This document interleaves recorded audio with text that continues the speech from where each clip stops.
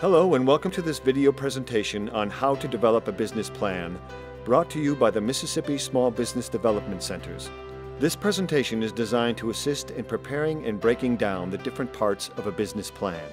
The MSBDC is funded in part through a cooperative agreement with the U.S. Small Business Administration. All opinions, conclusions, or recommendations expressed are those of the authors and do not necessarily reflect the views of the SBA. Precious, I'm Mitch. Hi, nice to meet you, I'm Precious. a business counselor here, and I'm here to help you with your business plan. Now, I understand you want to open a daycare. Correct. Is that right? Okay. Well, what we need to do, and you're going to apply for a loan, is that correct? Mm-hmm. Okay. Well, what we're going to do is we have to write a description of your business, you know, how you're going to set it up, operate it, that kind of thing. And then that's the first part of the business plan. And what we're going to do today is I'm going to show you how to write a nice description of your business. Okay, I'm going to let you go home, work on that over the weekend. Okay, get it the best that you can get it and do it in Word. Okay, once you get it to a certain point and you're ready for me to review it, I want you to email it to me. And you have my email address, correct? Okay, so you're going to do it in Word, email it to me so that way I can pull it up on my computer and go through and review it and edit it, make any changes, and then I'll send it back to you. Okay. So, and then once we get the written description of your business plan completed, then we will start to work on your numbers packet. Okay. So today we're gonna go over writing the description. You're gonna work on it over the weekend. Do it in Word. Email it back to me. I will review and edit your business plan, and then once that is finished, then we start working on your numbers packet. Okay, sounds good. Once your numbers packet is done, then you are ready to go in and, well, number one, decide, okay, the numbers wise, is this business going to work? You know, is it going to be able, do I feel really confident that it's going to turn a profit? And then once you do that, then we've kind of put together the stuff that you need to take back to the lender and apply for your business loan. Okay?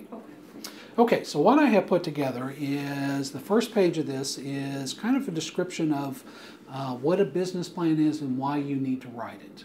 Okay, so number one, you know, we need to have a general idea or a good idea of what you're going to be doing, where you're going to be headed, and we want you to get specific. You know, if your business plan is kept up here in your head, mental plans tend to be vague and not very specific. So this really kind of makes you get very specific on what it is that you're going to be doing. It also makes you really kind of go through and think about everything that you need to think about in the process of starting and running this business. Okay, so that's kind of what the first page is overall kind of what is a business plan. Now, when you turn the page, you are going to see a sample business plan for and this just happens to be a seafood restaurant. Okay, so all of the major headings that we're going to work on within your business plan are in bold and underlined. Okay, so we start off, we have the description of the business, then we have a mission statement. Then we write a nice description of the products and services or services that you're going to be selling. We talk about the marketplace, how you're going to advertise and market the business, management, ownership, that's kind of how who's going to own the business and how it's going to be run. Facilities, that's location, long-term contingency, continuation and contingency plans, community benefits, and then finally financial requirements. So those are all the major things that we're going to work on within the business plan. So ABC, this gives you a sample. Okay, so we provide a sample of what you're going to want your business plan to kind of look like once you go through and answer and go through the worksheets. Okay, so this is a sample. This starts on page number 2 and finishes on page number 5. Now, what I have put together is this is called the business plan draft, and this corresponds directly with ABC Food. So as you can see, all of the major headings or the headings that we're going to work under are in bold and underlined. So description of the business, mission statement. We're going to write a description of the products and services. I've got a bunch of questions. I think I have 14 questions under there. The market, and so on and so on and so on. So the whole idea is that, and I want you to do this in pencil. Okay? So we're going to go over each question kind of item by item, and then what you're going to do is go home with a pencil, answer your questions, and then by the time you do that, you've really kind of thought about everything you need to think about in the process of starting and running this business, at least initially. Okay, and you have plenty of information to go back in and type up a nice solid business plan. Right. Okay. Okay, so let's talk a little bit about the description of the business. Okay, first thing is, of course, you need to have a name. And have you picked out a name for your business yet? I think so. Okay, so we're just going to list the name here, and then once we have the name, we need to kind of decide on the legal structure of the business. It's also called the business structure. And my suggestion would be to get with your accountant. And I know I talked to you, and I think your uncle is a CPA. Mm-hmm. Okay, get with your uncle and say, okay, you know, I'm looking to do the daycare, and what is your suggestions on the legal structure of the business? You know, sole proprietorship, or you maybe form an LLC, sub-S corporation, that kind of thing. But talk to your uncle, and I would take his advice on the structure of the business. Okay. Next question, we need to list anybody that's going to have ownership in the business. We need to put their information there. Hours of operation, that is when your doors are open. Okay, so just whenever you're going to be open. And then location. We need to list the physical address of the daycare. Now, I know that you have a couple of different locations that you're looking at right now. So for right now, we actually, we don't have to answer that. We can kind of wait on that one. But, at some point, we have to narrow down the location. Okay. So that's the first heading, description of the business. Name, legal structure, who the owners are, hours of operation, and the location. Okay. Now, the next heading that I have included is the mission statement. Now, a mission statement is not absolutely 100% necessary in a business plan, but I kind of like to include one. Especially, if you're going to have employees, you kind of like to go over the mission statement and say, hey, this is kind of the end of the day, this is what we're trying to achieve. Right. In this particular one, now this is for a seafood restaurant, I have every guest who chooses AB Seafood leaves happy. And if every guest that were to come in were to leave happy, what would happen? They have a good business because they would leave and they would go out and tell other people that right, absolutely. So that's kind of a short, sweet mission statement. If you want help with a mission statement, you can go to missionstatements.com, and there's thousands of mission statements on there. And you can click under, this is the industry that I'm going to be going into, and if you want to get some help with that. But like I said, mission statement is not 100% necessary for a business plan. Okay. Now, the next thing we need to work on is a description of the products and or services that you're going to be providing. Okay. So we're going to go ahead and we're going to flip forward to the business plan draft. Okay. And I think I have like 13 or 14 questions under that will help you write a description of the products, product and or services that you're going to be selling.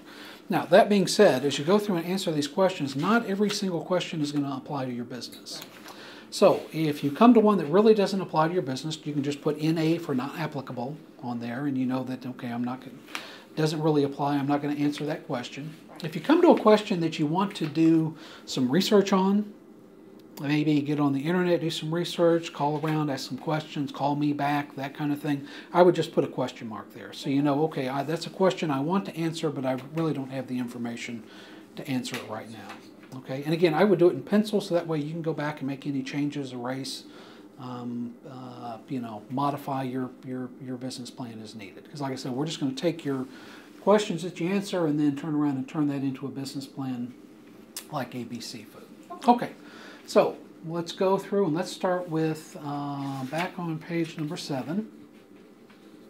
Products and services. So describe your business, product, or service. So here you just want to write a nice, good, solid description, short and sweet, exactly what services you're going to be providing. So you might start off with, name of your business was going to provide daycare services for children between the ages of, what age are you going to start taking them? 6 weeks? 6 weeks. 6 weeks and through 5 years of age, basically through preschool. Right. Okay, are you going to be offering a summer program or an after-school program? Okay, so you want to include that in the description of what you're going to be selling. Okay, and you almost want to write this. I would write this almost like it is your elevator speech. That like a little 30-second commercial. So somebody says, hey, what do you do? And you can say, oh, well, I own, this is the name of my daycare center. And you can very methodically tell them exactly what it is that you offer. You know, in the hopes that, you know, if you can do that, you know, certain people are going to hear, oh, they offer that. That's something that I need. Okay, so that's how we go through and just start off writing a description of your business services. What benefits do you sell? Of course, the benefit that you sell is you're providing a safe location for working mothers and fathers, children to go during the day while they're at work. You know, additional benefits might be anything that you do along education. What type of educational services do you offer? You know, you've got a strong background in education, so we certainly want to take that into consideration. Now, how is your product or service different from current products or services on the marketplace? So there's other daycares in the area. You know, what's going to set your daycare apart from the others? You know, I know we talked about you know, some of the laying the foundation with you know, as far as reading programs, pre-reading programs, that type of thing. So talk about that in your business plan. When was your business started? If not currently in business, when do you plan to start? So when was I think that your proposed date that you were actually going to open was going to be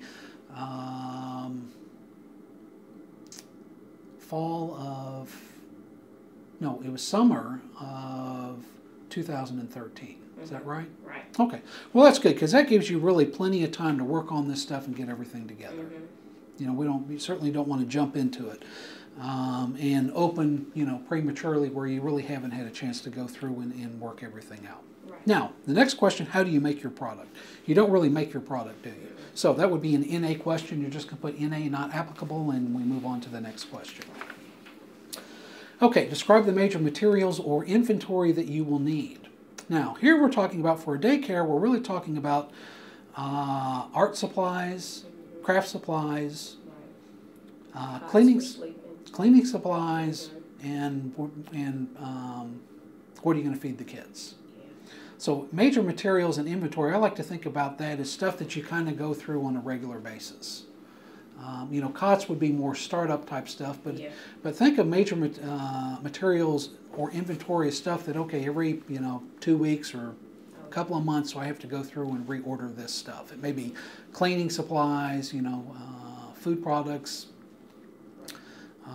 arts and crafts type stuff, that type of thing. Okay, so we want to go through and list that out, and then we need to figure out, okay, who are the key suppliers going to be? So where are you going to go to get that stuff? And then in the event that something happens to your key supplier, we want to kind of have a backup supplier in mind that we can go to. You know, if your key supplier gets hammered by a tornado, where their building burns down, or they go out of business, you kind of want to have that backup supplier in mind. Okay. I wouldn't worry about how do you distribute your products to your customers. I mean, they're going to be coming to you. So that's probably an NA question for your business plan. Now, how will you price your services or your products? I know you did some research, and the going rate for daycares runs on average about $100 per week per kid. Okay? And, you know, we talked about you probably don't need to go any lower than that.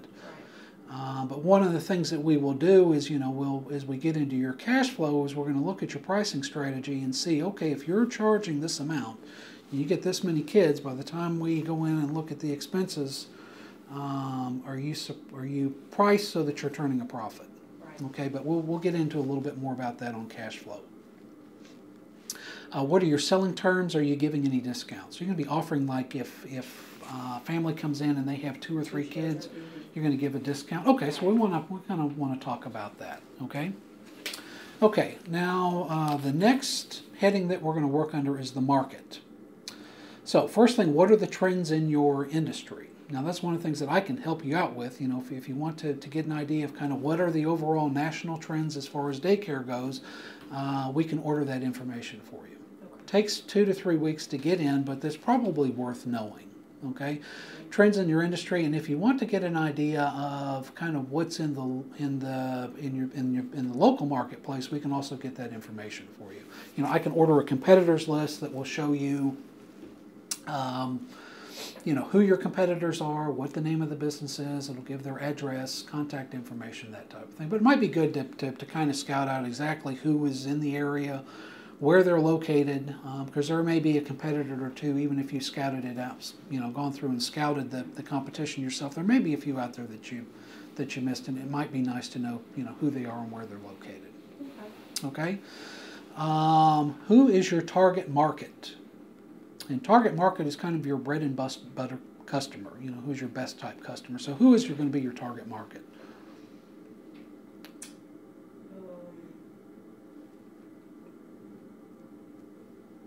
That's going to be moms that are...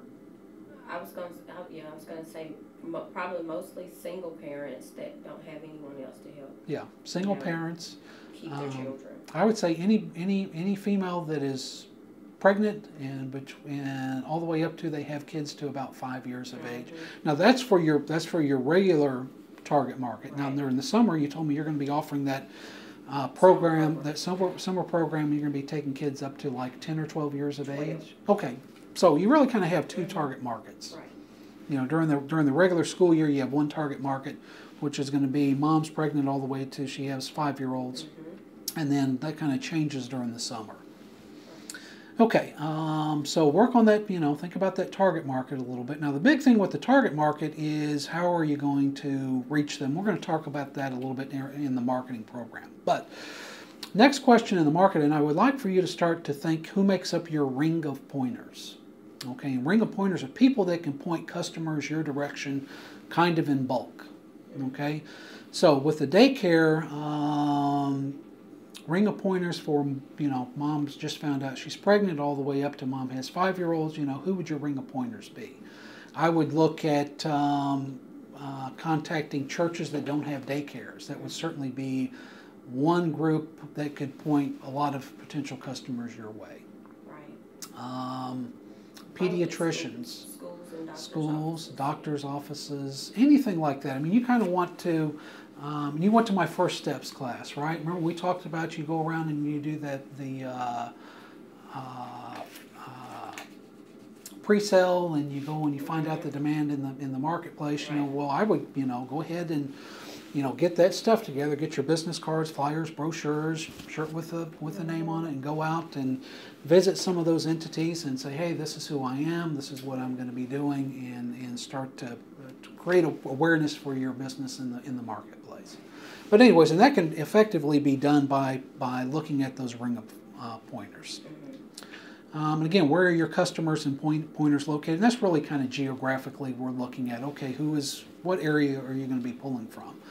And we want to identify that because, if you're in one certain area, that'll help you narrow down who your pointers are and how to advertise and target them and market the business.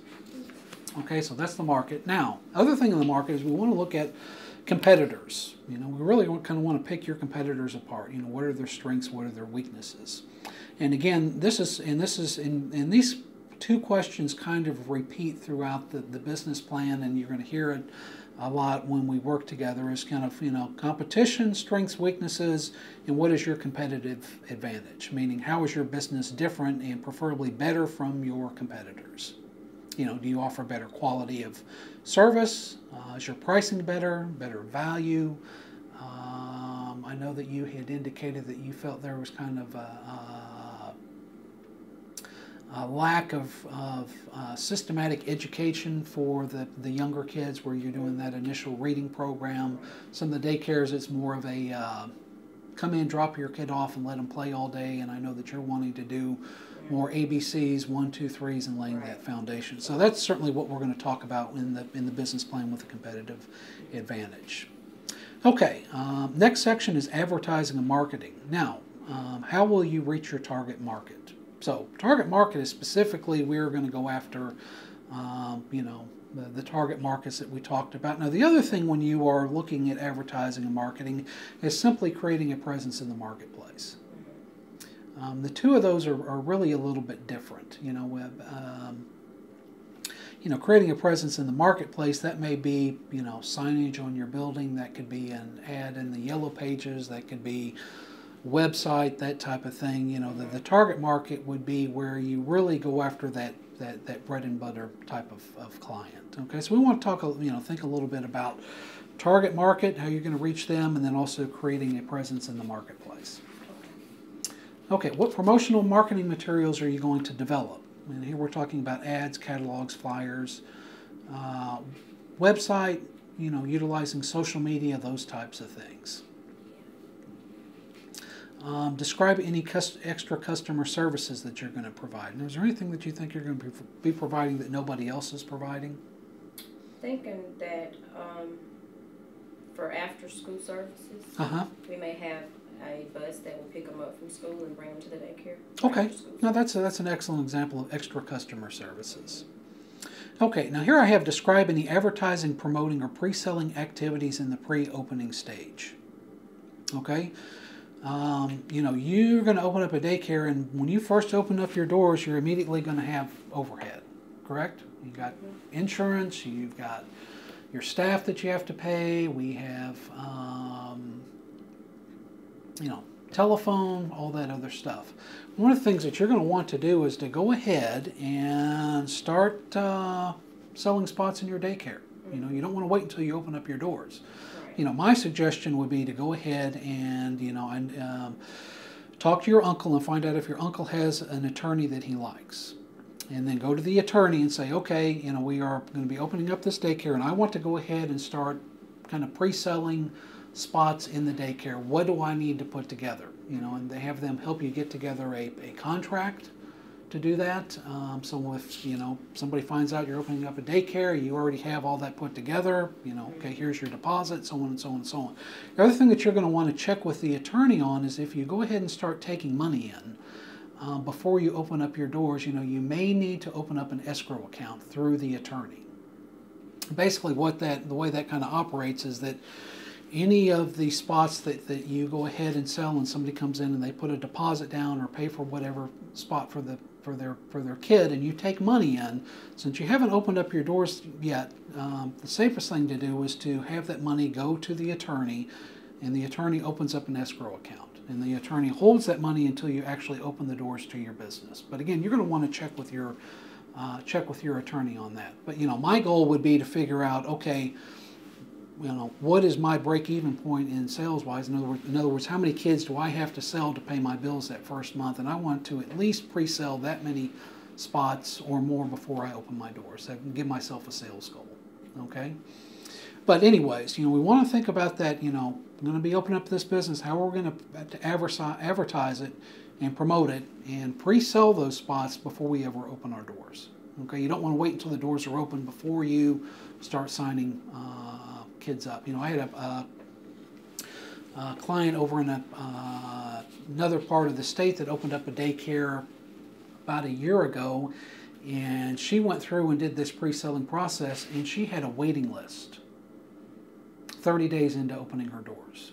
She had a waiting list of 10 kids, and she's had a waiting list ever since then. So, that as we go through this process, kind of that pre-advertising, pre-selling, pre-booking spots is very important in the daycare business. So certainly consider how you're going to do that. And again, we need the accountant to help you with some things. And with that pre-selling, I would certainly bring him in to make sure that you're kind of in compliance with everybody. Bring the attorney in on that. Okay. Okay. Moving on, we have management and ownership. And the first part, if you notice, I have is under ownership, and I have listed the most important qualities that answer the question, do you have the experience or education in this business to make it work? Okay, and that's one of the things that, especially with you're applying for a loan, the lender is going to want to have a real good idea of what your background is. I know you have a teaching background, you've also worked in daycares, so you really have a lot to kind of sell the lender on, with your background, okay?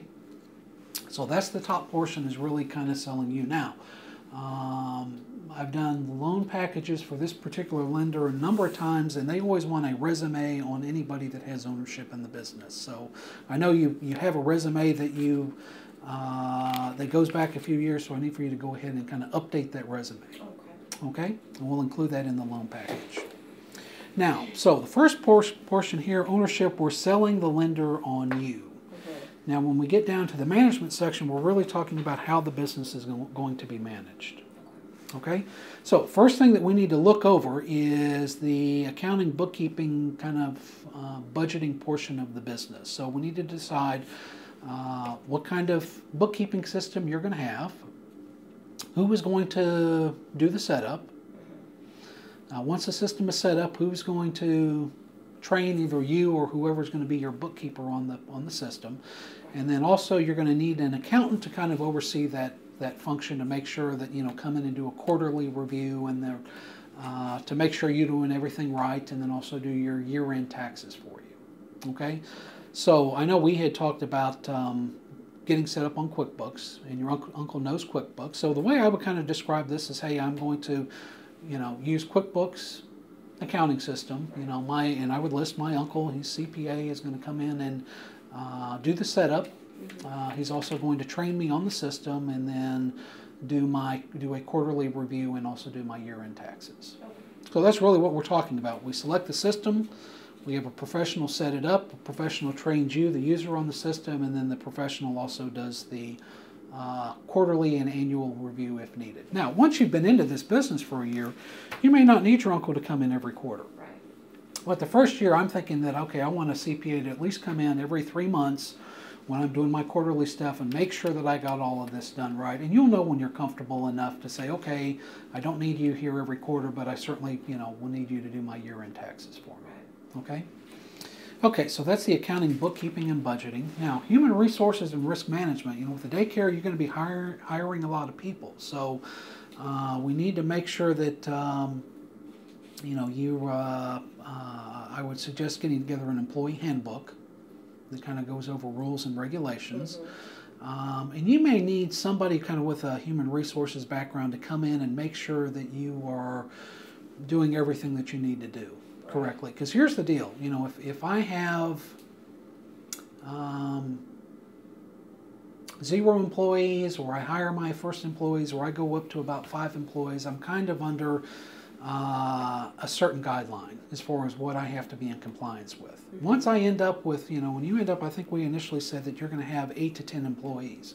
Once you kind of go above that 5th employee, there's some additional things that you kind of have in place as far as your filing system, employee records, that kind of thing. So again, I like to go through my accountant and say, okay, I'm going to have 8 employees. Now, when we go through and get this everything set up, what all do I need to do? And I'm talking about the employee handbook. You may need to go through and get help with I-9 verification, making sure your W-4s are in compliance, those kinds of things. Okay, so that's who's going to be handling human resources and risk management type of stuff. Okay. Other things to look at is, and I know that you're going to be handling the marketing and advertising of the business. Customer service, you're going to be the one making sure that your customers are happy. Quality of control of products or services. If you were going to hire somebody else to do some of these things, then I might list, this is a person that's going to be in charge of marketing and advertising, or this is the person that's going to be in charge of quality control and products or services. But since you're going to be doing it all, I may just kind of lump all those together. Okay? Now, on page number 14, we have sales management, and I have included a description of the selling process. So one of the things that you're going to kind of want to put together, and you're going to want to train your right-hand person in this, is the selling process. So by the selling process, I mean somebody comes in and says, okay, hey, I'm interested in getting a spot for my daughter or my son. You want to kind of systematically lay out, okay, how do I take them through the process? You're probably going to start off with come into the office, and you're going to do a meet and greet and provide some general information. And then from there you will, I would suggest taking them on a tour of the facility. Their child is going to be a certain age, so they're going to be in a certain room. Take them in, let them meet the teacher. This is going to be the teacher that you'll be the one that's taking care of your son or daughter. Okay, and then finally you come back to the office, and we need to have a little closer. So you don't want to just take them back and hand them some paperwork. You want to have a little something to try and make the, I like to call it make the sale, or get them to reserve a spot. So what my suggestion might be that you bring them back, we've taken them on the tour, you go over the pricing structure, and then at the end of the process you say, okay, you know, Mr. or Mrs. Jones, if you would like to reserve a spot for little Susie today, I need for you to write a check for this amount and sign right here. But make sure that you ask for that sale. Don't just let them come in and, because you know, it's very important. You don't want to be like, and I don't want to name the big box store, but sometimes you go to these big box stores and you want to wander around inside of the place for half an hour, 45 minutes, and you walk out and don't buy anything because there's nobody there to help you and nobody to kind of help you through that sales process. So, and I would be very, you know, and you want to make sure that if you're not there, somebody else is trained on that exact same process. Okay? Okay, employee and customer theft. Now, with the daycare, you know, you don't have a cash register, and there's really not a lot for your employees to steal. So I would not be overly concerned about that. But that being said, you know, you do have food products and that kind of thing, and just be aware that, you know, if you have stuff that that people want, a lot of times they will, you know, especially your employees, that will not pay for it. They may just take it. So just be aware that for some businesses that is an issue. It's not a huge issue with daycares, but you know, if you have a business where you have a cash register and you have inventory and you have employees, you definitely need to have some things in place to track and deter theft, especially employee theft. That's not to say your customers won't steal from you. They will, but generally speaking, for most businesses, employees are a bigger problem when it comes to theft than customers are. Okay, now on the bottom of 14, staff positions other than management. And I have list all positions other than management, include a title, description of skill set needed for the position, and training structure. So one of the things that you're going to want to say is, okay, I'm going to, you know, hire these people. You know, kind of this is what their title is going to be. This is what the skill set that they're going to need coming in, and then this is the additional training that I'm going to provide. Okay?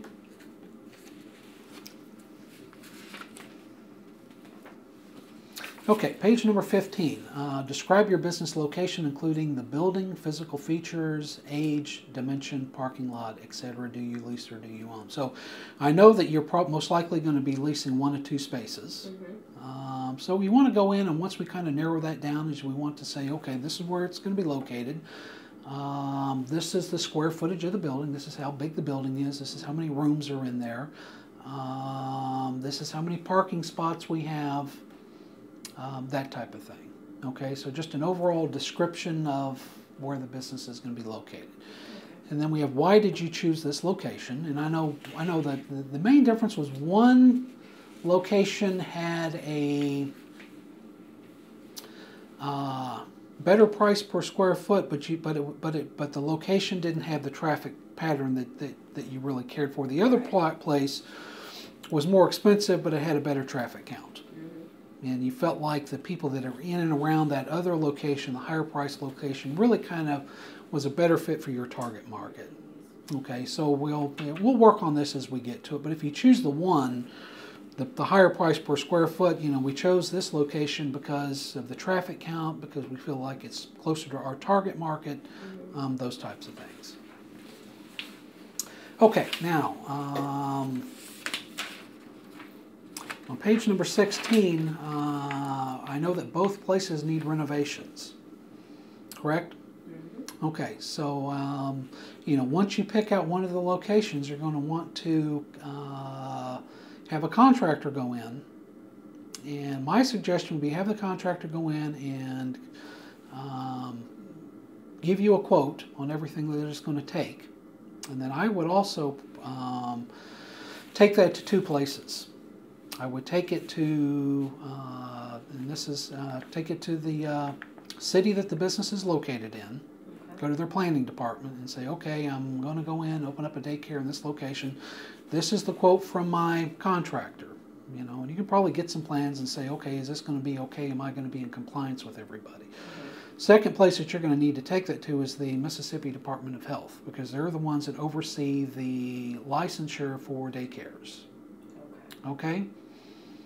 So, as you go through, you don't want to go in and do a bunch of renovations for the daycare, and then you get all the renovations done, and then the Mississippi Department of Health comes in and says, oh, well, you got to do this or you didn't do that. So I would, and it's going to take some coordination on your part, but I would start it early in the process, okay? So we get the quote for the renovations, because we need to know how much money you need for that, and then we're going to, once we get that quote, then we're going to go run that by the Mississippi Department of Health, and then also the city that would issue your business license. Okay?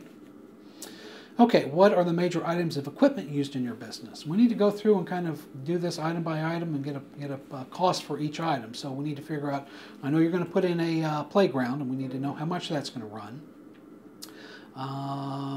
You know, you're going to have tables, chairs, changing tables, baby beds, bookshelves. Your kitchen is going to have, you know, you're going to have the kitchen with, you know, stove, refrigerator, I think you have to have the 3 compartment sink, stainless, all that stuff. And one of my questions for the health department would be, okay, when I go get my equipment for my kitchen, what grade does it have to be? In other words, can I just go to Walmart and buy the cheapest stuff, or does this have to be a certain grade? And they can tell you that as far as the kitchen equipment for the daycare, because you don't want to go buy a bunch of stuff and then you can't use it. Okay, so the more information you can get from them up front, the better off you're going to be. Right. So we want that with prices, because at the end of this whole thing, we want to figure out how much money we need to come up with. Okay. Okay, now research and show traffic counts on nearest streets and highways if applicable. Now I can help you with that, or you can go to MDOT. It's Mississippi Department of Transportation. I think it's mdot.org. And on the very first page of their website is a little traffic map. And you can click on that and scroll around, and it'll show you the traffic counts in and around the area that you, for the business location that you select. If you want me to help you with that, we can do that. It doesn't take very long, okay? But we can get that traffic counts in and around your area.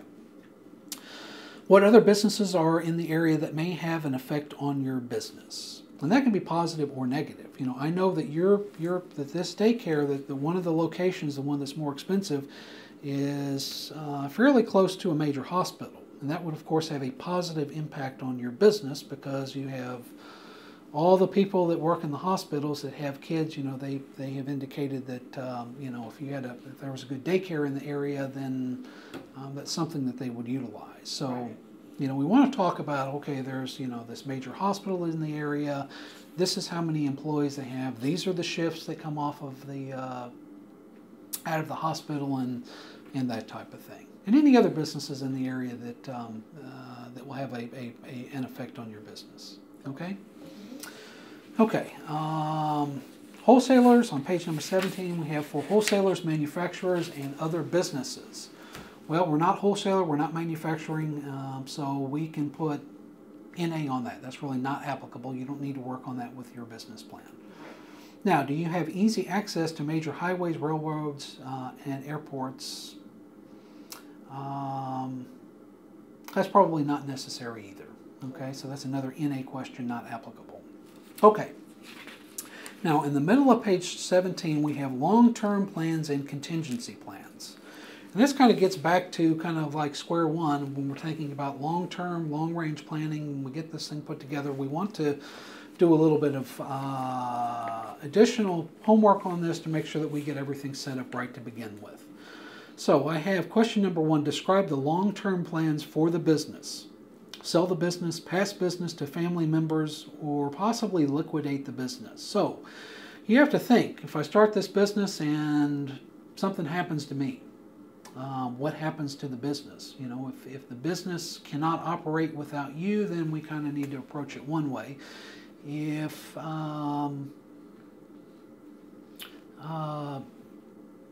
you know, you can't operate with you, you may want to pass it on to a family member. Or your your goal may be to get this up and going and run it for 5 years and sell it for a profit.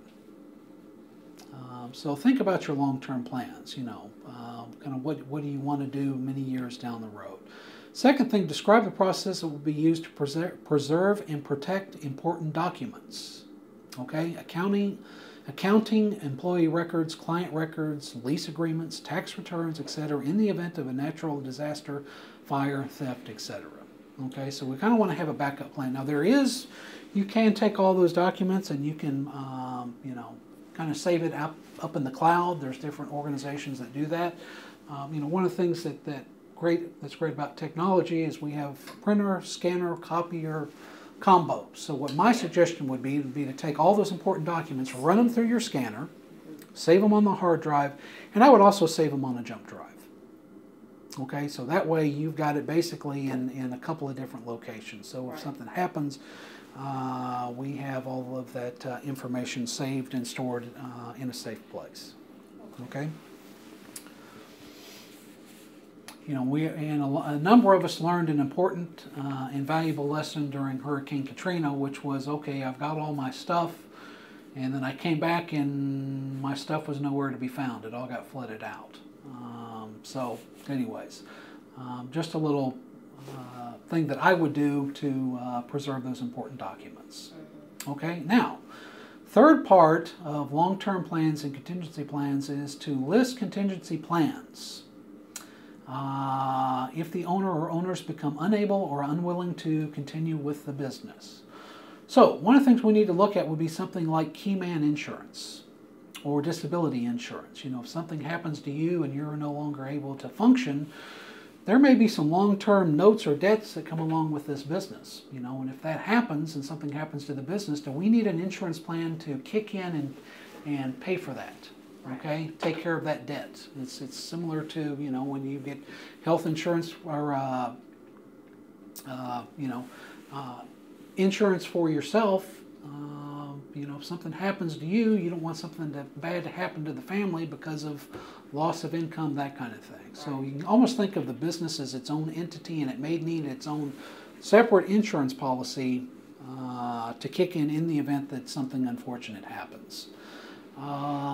So other things we're looking at might be buyout clause for partner or partners. Now I know you've told me you think you're going to do a single member LLC. You're not going to have a partner, but if you did have a partner, one of the things that we would want to do would be to put together some type of operating agreement that spelled out, okay, this is who owns what in the business, and in the event that one of the partners wants out, this is how the business will be valued, and this is how that will occur. Okay. So that's kind of long-term plans and contingency plans. Now, a lot of times the people that can help you with this would be your accountant, your attorney, or if you have somebody that kind of does estate planning for you. And a lot of times you get with all three of them and say, hey, this is what we're going to be doing. How do we get all of this together, and what all do we need? Okay? But you're better off to think about it and plan it out in the beginning than down the road when something bad happens. Right.